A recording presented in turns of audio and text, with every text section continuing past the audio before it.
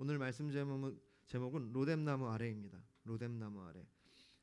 네, 로뎀나무. 이게 로뎀나무를 이렇게 붙여서 한글에서 표기하는 게 표준어인지 잘 모르겠어요. 소나무를 생각하면 붙여서 하는 것 같기도 해요. 우리가 소나무 하지 않고 소나무 이렇게 붙여서 쓰잖아요. 근데 이제 로뎀나무 이렇게 하니까 조금 어색한 것 같은데 사실 원어가 딱 두 단어로 돼 있습니다. 로뎀나무 아래 이렇게 돼 있기 때문에 제목을 로뎀나무 아래라고 했습니다. 성도로 살아가다 보면 예수 그리스도를 구주로 믿는 삶을 살다 보면 영적 침체기 혹은 영적 무기력함을 느끼는 그러한 실패감에 쌓이는 그런 시간을 지나게 됩니다. 누구나 그래요.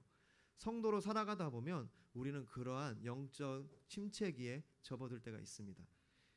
사실은 성도가 아니어도 사실 그런 어떤 우리의 영혼이 낙심되고 우리의 마음이 상심되어서 실패감과 우울감에 쌓이는 그러한 때가 있죠. 그래서 이제 그런 것들을 세상에서는 우울증이라고 얘기하기도 하고 탈진이라고 얘기도 합니다. 저는 그냥 오늘 이 말씀에 앞서 우리가 그것을 우울증이라고 얘기해도 탈진이라고 얘기해도 됩니다. 그러나 저는 영적인 침체라고 얘기하고 싶어요. 왜냐하면 성도란 모든 상황에 모든 환경에서 모든 것을 영적으로 해석하는 사람들이기 때문입니다. 내 삶에 우울증이 오고 탈진이 오면 그것을 영적으로 바라봐야 될 필요가 있습니다. 그래서 우리의 그 어떤 탈진과 영적인 그런 침체기에 우리가 어떻게 해야 되는지를 보고 싶은 건데, 오늘 본문에 등장하는 엘리야, 그는 하나님의 사람이었죠. 말로 표현할 수 없는 위대한 하나님의 종입니다. 여러분, 이 19장 바로 전에 어떤 일이 있는지 아십니까? 여러분이 성경을 보면 아시겠지만 이 엘리야가 하나님의 그러한 충만함 가운데, 그 성령의 충만함 가운데 어떤 일을 하냐면 바알의 선지자 450명과 대항하여, 사실은 아세아 선지자들, 그들은 사실 여자였어요. 그 아세아 그 여신의 선지자들까지 해서 800명을 대상으로 이제 그 앞에 이제 전면에 나선 것은 바알의 선지자들 450명이었죠. 그 영적인 대결을 하죠. 그래서 이제 제단을 쌓고 그 450명이 이제 바알을 부르면서 그 재물을 흠양해 주시기를 막 이렇게 하지만 아무 일도 일어나지 않죠. 근데 엘리야가 어떻게 하죠? 혼자 나와서 450대 1로 나와서 제단을 쌓고 그 재물을 각든다는 것은 다 자르는 거예요. 다 잘라서 올려놓고 거기에 물을 붓잖아요. 물을 붓고 그리고 어떻게 해요? 기도하자 하늘에서부터 불이 임해서 그 재물을 태우고 영적인 엄청난 승리를 맛보게 됩니다. 놀라운 역사가 일어났어요. 그래서 그 바알의 우상을 숭배하는 바알의 선지자 450명이 그 자리에서 죽임을 당하죠. 그리고 어떻게 보면은 이것은 이 이스라엘 땅 가운데 영적인 부흥의 시작이 될 수도 있는 일이었어요. 그리고 기도를 하고 그가 어떻게 하냐면 또 기도를 하죠. 그래서 3년간 가뭄이었던 그 땅에 이제 비가 내리기 시작했습니다. 그게 18장의 기록이에요.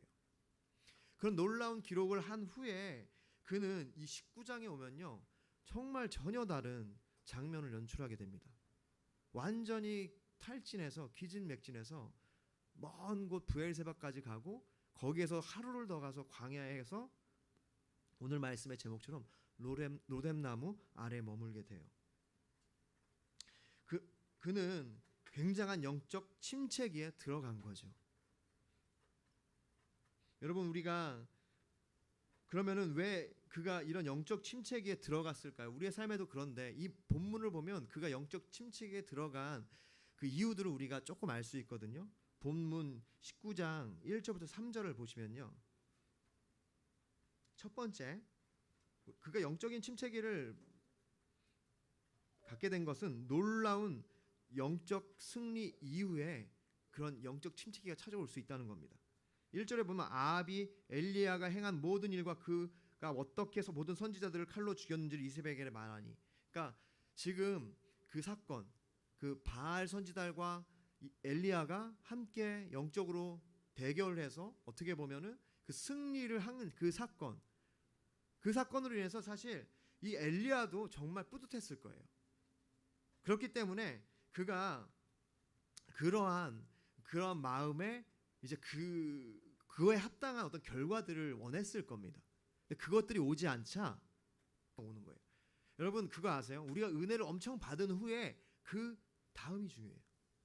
혹은 영적인 어떤 우리가 그 축제를 누린 후에 그날 밤이 중요합니다. 옛날에 수련회 가면요 은혜를 많이 받아요. 그리고는 그날 밤에 싸워. 뭐 이렇게 영적인 어떤 축복이 있은 후에 우리가 굉장한 또 시험에 들어가요. 자, 왜 그러냐면 오늘 이 말씀에 보면은 그러니까 어쨌든 그렇기 때문에 첫 번째로 우리가 이 영적인 어떤 승리, 영적인 큰 은혜가 있을 때 우리 자신을 더 겸손하게 돌아봐야 됩니다.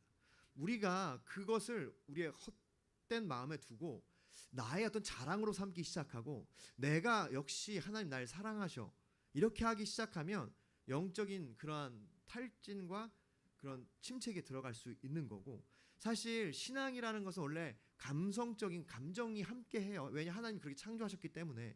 그러니까 우리가 어떤 충만한 은혜를 받은 후에는 사실 우리의 그러니까 그 뭐라 그러죠? 그 바이올로지컬 그 생물학적으로 아드레날린이 많이 분비되게 돼 있어요. 그러니까 우리가 하나님을 만나고 그것을 기뻐하는 것이 주님이 우리 가운데 지으신 그 어떤 그런 아드레날린 같은 분비됨으로 우리가 더 기뻐하고 더 힘이 나는 거예요. 근데 그 아드레날린이 많이 분비되면요, 그 다음에는 우리의 몸이 지칩니다. 그렇기 때문에 우리가 잠잠히 더 주님을 바라지 않으면 모든 상황이 다르게 해석되기 시작해요. 그리고 또 왜 이렇게 엘리야가 그런 영적 침체기에 탈진에 들어갔냐면, 사실 원수의 협박과 그 위협으로 말미암아 자신의 생명에 대한 어떤 생명 유지에 대한 한계를 느꼈기 때문이에요.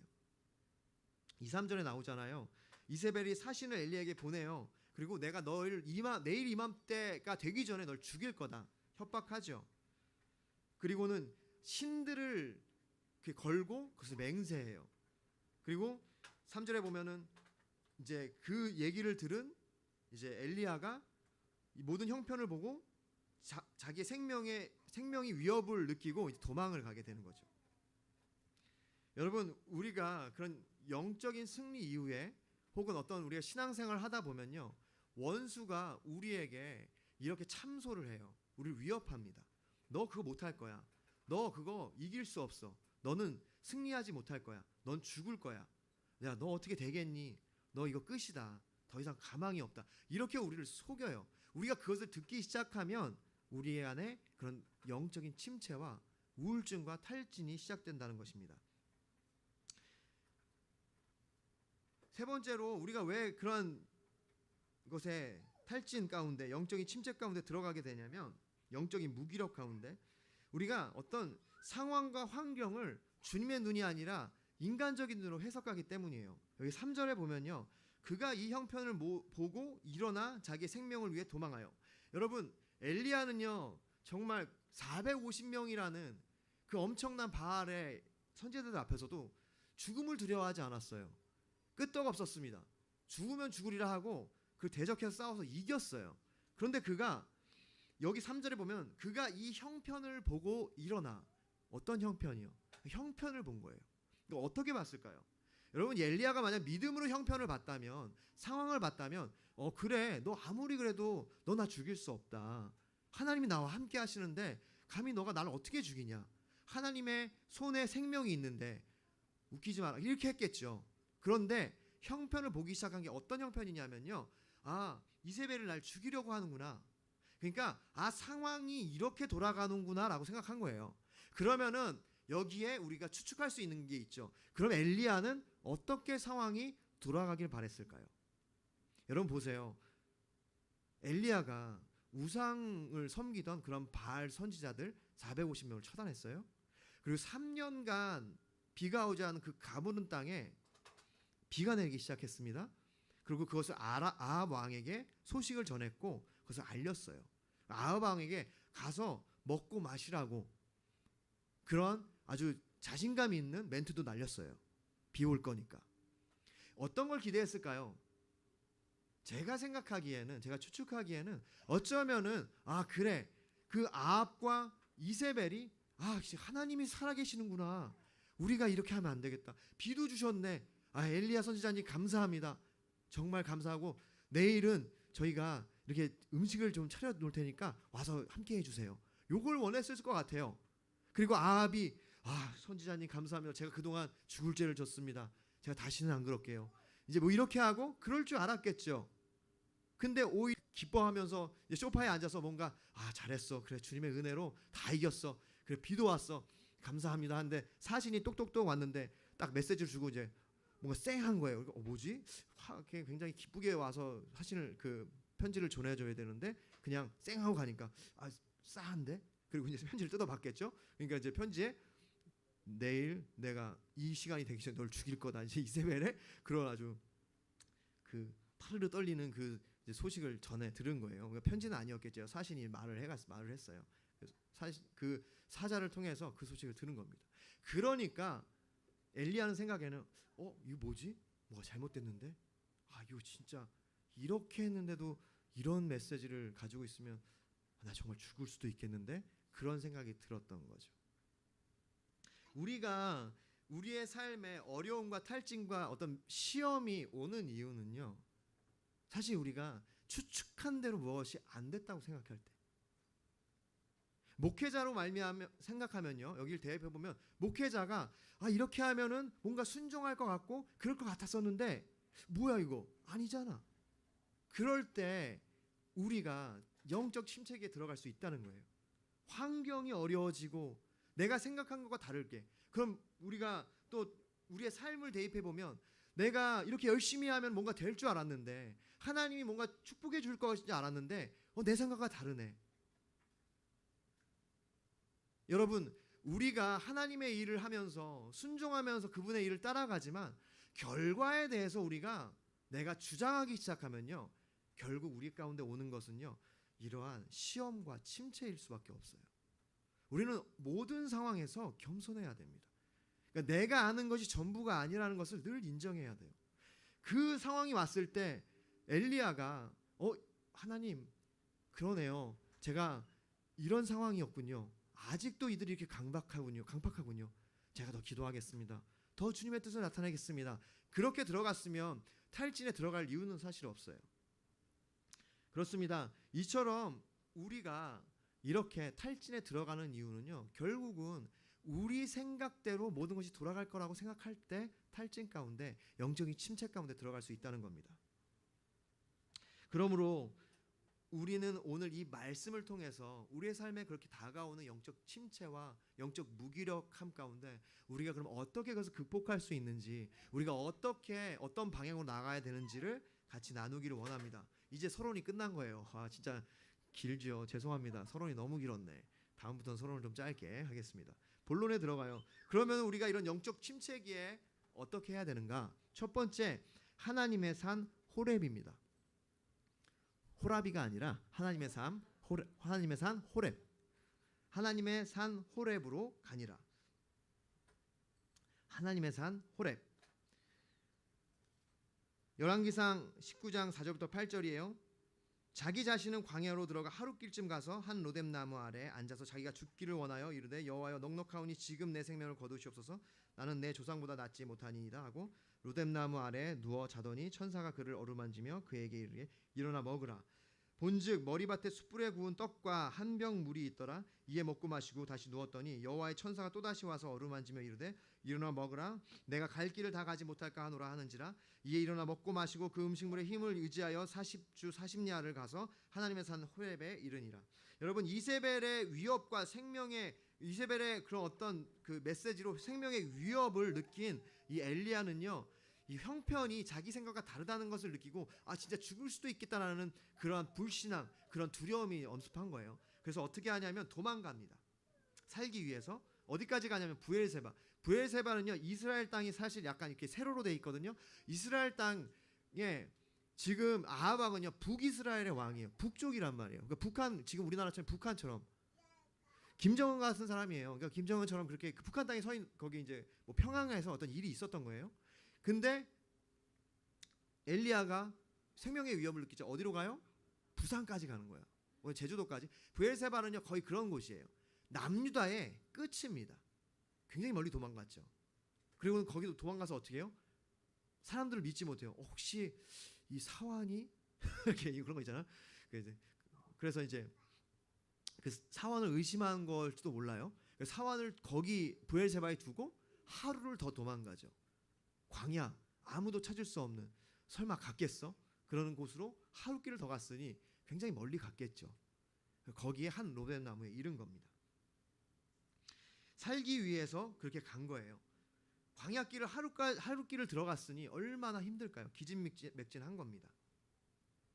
로뎀 나무에 이제 거기 한 로뎀 나무에 앉았어요. 여러분 로뎀 나무는요 상 같지 않아요. 아브라함은 상수리 숲을 근처에 시원한 그런 그늘에 이제 집을 졌다면 사실 로뎀 나무는요 그냥 관목 같은 거예요. 관목이란 게 뭐냐면 여기 장미 저런 것 있잖아요. 그러니까 가지가 많고 키가 작고 1m 그러니까 50 미만으로 자라는 아주 작은 그런 이렇게 메마른 잎도 되게 얇아요. 그러니까 그늘이 있긴 한데 그렇게 많지 않습니다. 그러니까 이제 해가 이렇게 떴을 때 정오가 되면은 그늘이 거의 없는. 그러니까 정오가 아니라 약간 해가 기울어졌을 때는 이렇게 약간 그 그늘이 조금 지어서 얼굴 정도 가리고 누울 수 있는 정도의 나무가 로뎀 나무예요. 그래서 거기에 이제 앉았습니다. 여러분 이 앉다라는 말이 이제 보면은요 4절에서는 앉았고요 5절에서는 이제 거기에 누워요. 이게 사실 우리가 영적 침체기를 겪게 되는 과정이거든요. 그러니까 주저앉아요. 앉다는 것은 거절하는 뜻이거든요. 그러니까 사실은 그 모든 위협과 어려움, 살기 위해서 뭔가 자신의 계획대로 되지 않자 그가 도망가기 시작했고 하나님의 믿음, 하나님이 자신을 지킨다는 믿음을 잊어버리고 사환까지도 믿지 못하고 진짜 홀로 간 거예요. 거기 로뎀 나무까지, 광야까지.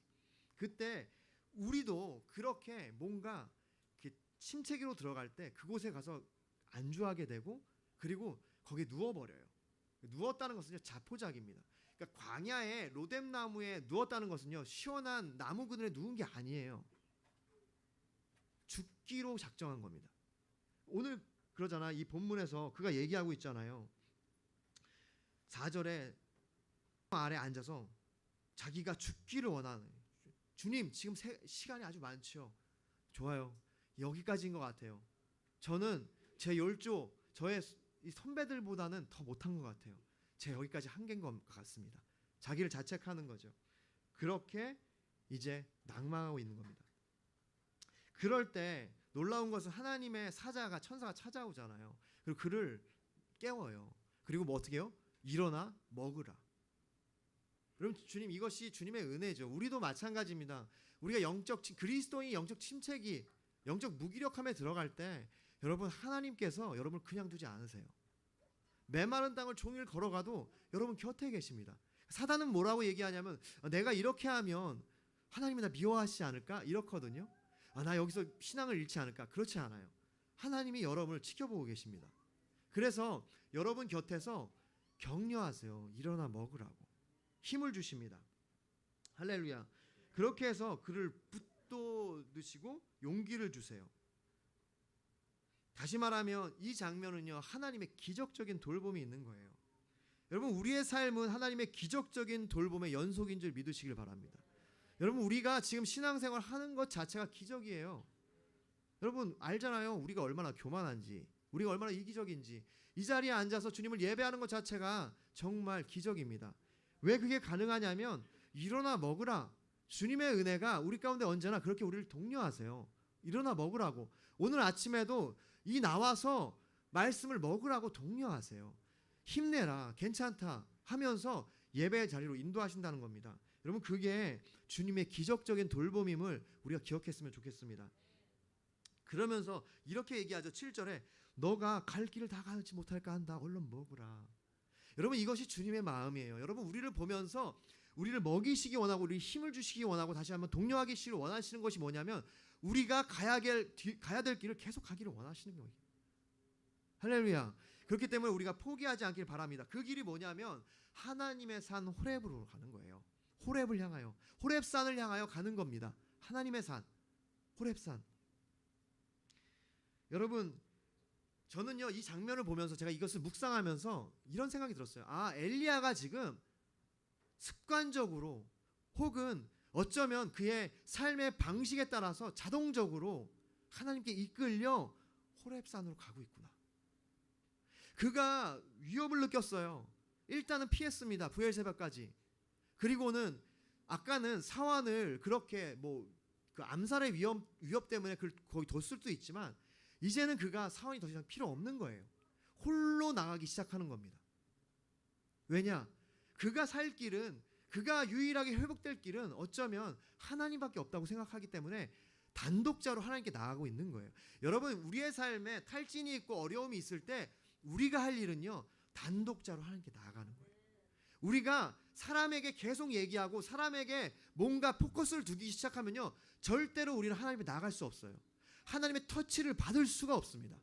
여전히 사환을 두고 야 어떻게 엘리야가 그럴 수 죄송합니다. 엘리야가 사환을 두고 어떻게 아합이 그럴 수 있냐, 이세벨이 어떻게 그러냐, 걔네들 너무 불순종이다 막 이렇게 하고 말하기 시작하면 제 얘기를 하는 거예요. 그렇게 말하기 시작하면 하나님의 만지심을 받을 수 없어요. 그것을 포기하고 하나님 앞에 나아가는 거죠. 그게 바로 하나님의 산 호렙산으로 가는 길입니다. 그 길에 주님이 그것을 기뻐하시고 너 얼른 먹어라, 네가 힘을 내야 그 길을 갈 수 있지 않냐 독려하시는 겁니다.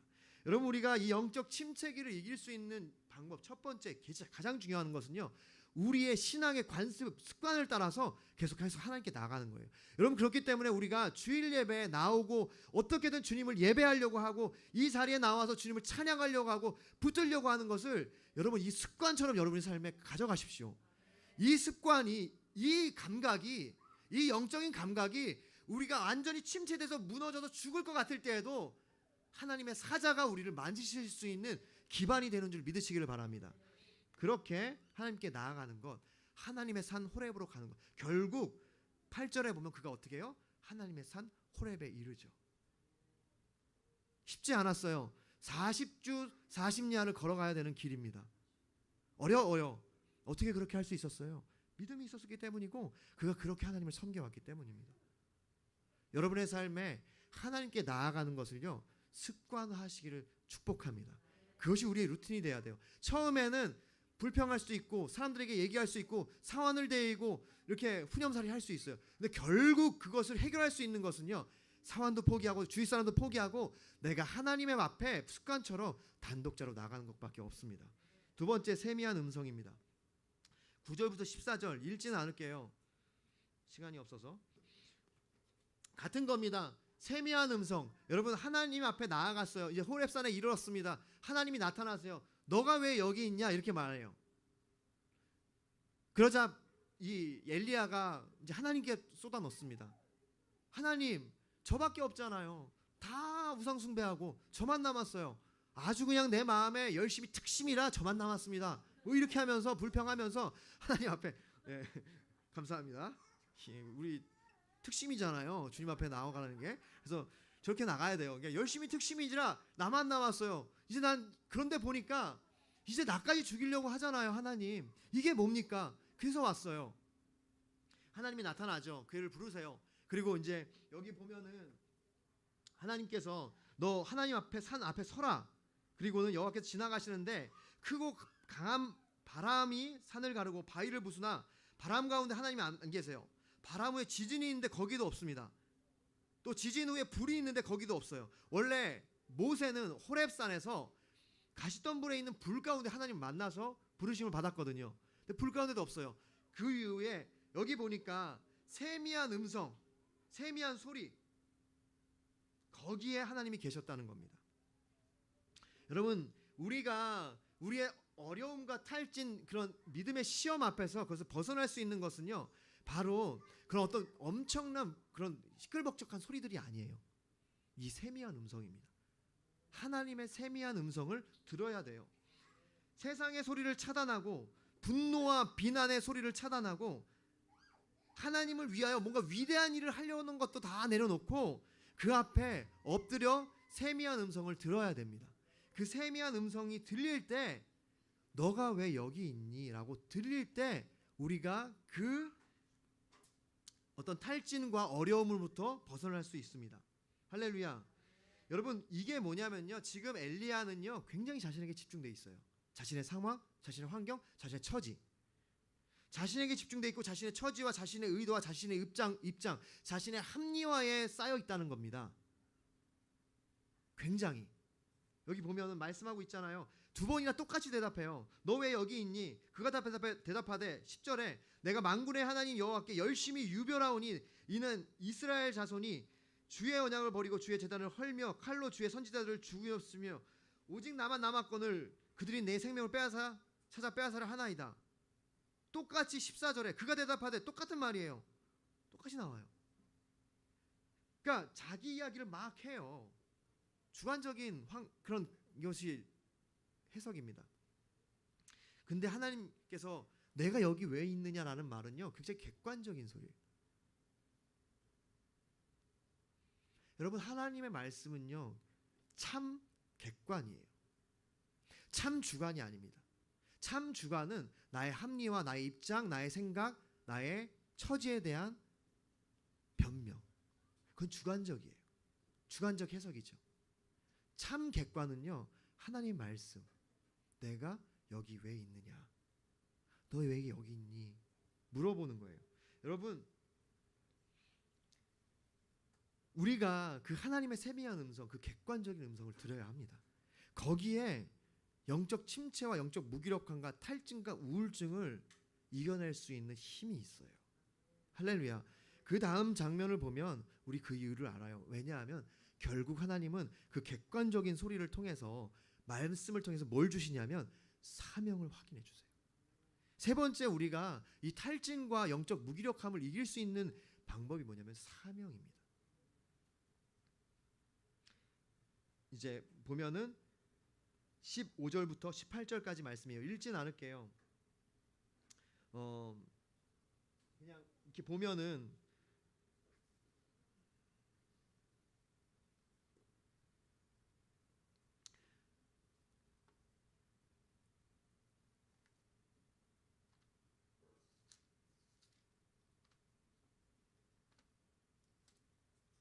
여러분 열왕기상 19장 15절부터 이제 한번 보십시오.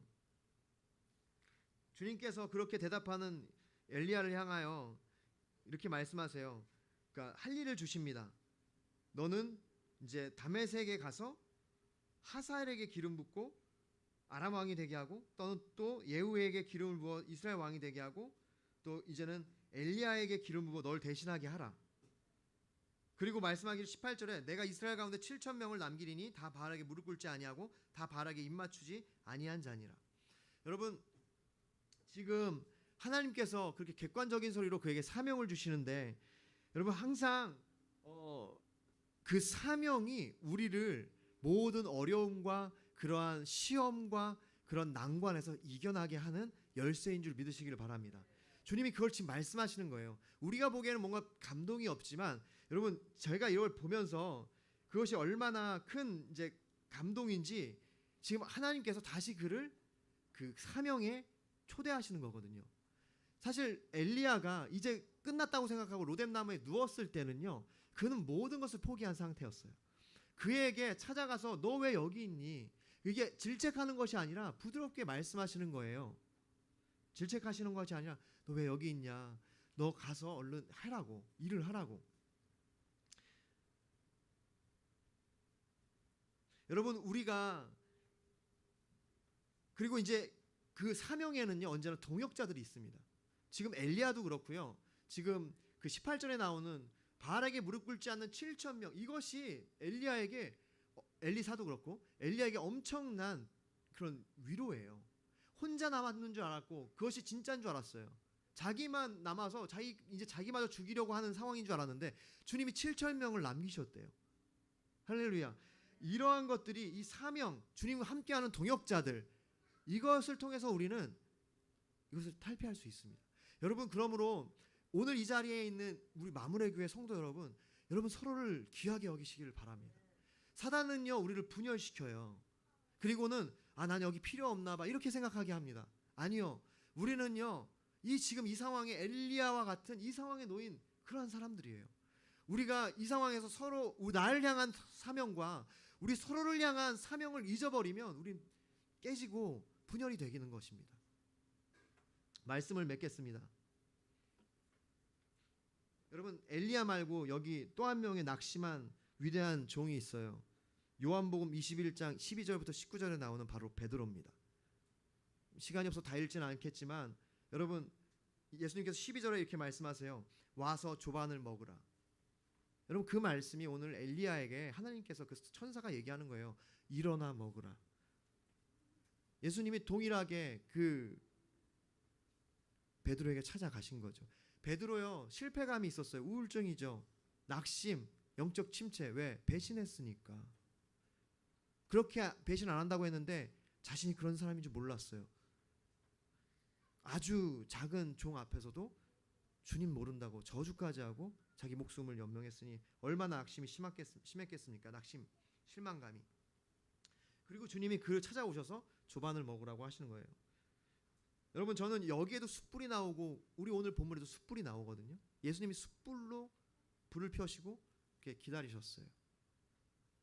사실 그 엘리야가 먹은 빵이 숯불에 구운 빵이라잖아요. 주님은 따뜻한 사랑이신 것 같아요. 그렇게 찾아오세요. 여러분에게 마찬가지입니다. 그리고 그렇게 얘기하죠. 너가 나를 사랑하느냐. 여러분, 저는 그 질문이 오늘 엘리야에게 하나님께서 너 왜 여기 있니? 이 말씀 같았어요. 그렇죠. 엘리야가 죽을 것 같아서요. 저 죽을 것 같아서 여기 있습니다. 너 여기서 뭐하니? 정말 힘들어서요. 근데 이제 그런 거 생각났어요. 드라마 같은 데 보면은 막 어떤 사람이 낙심해가지고 막 혼자 있잖아요. 팀장이 찾아가. 그래가지고 너 왜 여기 있니? 이제 똑같이 하잖아요. 그러면 저 못하겠어요. 저는 그 감당할 수 있는 사람이 아닌 것 같아요. 그리고 무슨 소리냐 그러면서 이제 사명을 주잖아요. 팀장이. 야, 프로젝트 너 맡은 프로젝트 완성해야지. 그거 너 막 할 수 없어. 이미 끝났어요. 저 손 났어요. 이제 그러죠. 그럴 때 이제 하나님께서 7,000명이 있다 하는 것처럼 그러냐? 아니야. 아직 끝나지 않았어. 우리가 그거 계속 하고 있었어. 너 이제 다시 와서 채워주면 돼. 뭐 이런 식으로. 죄송합니다. 어설픈 예화를 들어가지고. 자, 우리 이렇게 그 주님께서 지금 찾아가셔서 너 여기서 뭐하니? 너가 나를 사랑하느냐? 이렇게 말씀하시는 거예요. 저는 그것이 주님이 우리에게 주시는 객관적인 말씀입니다. 주님이 그리고는 우리를 사명으로 다시 초대하세요. 내 양을 먹이라. 너가 할 일이 있다. 여러분, 저는 우리의 삶이 이 로뎀나무 아래 주저앉은 삶이라고 생각이 많이 되어집니다. 제 삶을 보더라도 한순간만 마음을 딴 데 두면, 내가 계획했던, 내가 생각했던 내 계획에 마음을 두면 나도 모르게 그렇게 탈진과 시험 앞에 머무르게 되고 원수의 그런 위협 앞에 흔들려요. 어쩔 줄 몰라서 두려워합니다. 그것이 우리의 삶인 것 같아요. 여러분, 오늘은 굉장히 좋은 시간을 보낼 수도 있습니다. 이 로뎀나무에 굳이 앉아있지 않아도 되는 좋은 시절을 보낼 수 있어요. 그런데요, 우리의 신앙은요, 그 위기는 언제나 그 로뎀나무에서 있는 거잖아요. 모든 것이 끝났다고 생각할 때. 여러분, 그 주저앉아 있는 그 인생을 향하여 주님 오늘 말씀하신다고 믿어요. 여러분, 습관처럼 호렙산으로 가십시오. 호렙산으로 나가는 것, 로뎀나무로 그냥 나도 모르게 홀로 주님 앞에 나아가는 것이 여러분의 삶의 습관이 되기를 간절히 축복합니다. 두 번째로 그 세미한 음성을 들어야 돼요. 주님 말씀하세요. 베드로에게 너가 나를 사랑하느냐. 여러분, 우리 낙심한 우리, 힘들어서 주저앉은 우리를 향해서 주님 말씀하세요. 너가 나를 사랑하느냐. 너에게 사명이 있지 않냐. 할렐루야. 그리고는 그 사명을 여전히 주세요. 너의 사명이다. 우리가 하나님 앞에 그렇게 우리의 삶의 영적인 침체와 그 영적인 무기력함을 이겨내기를 원합니다.